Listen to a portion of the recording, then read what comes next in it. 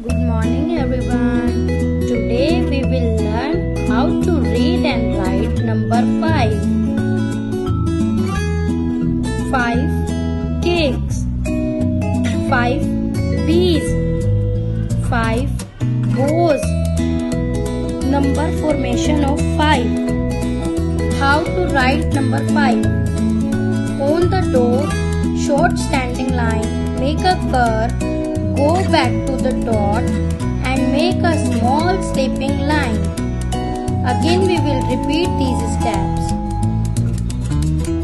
On the door, short standing line, make a curve, go back to the dot and make a small sleeping line.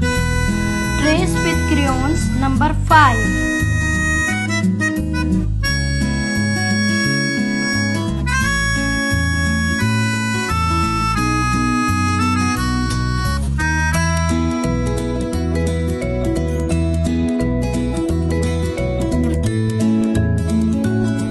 Number 5 is ready.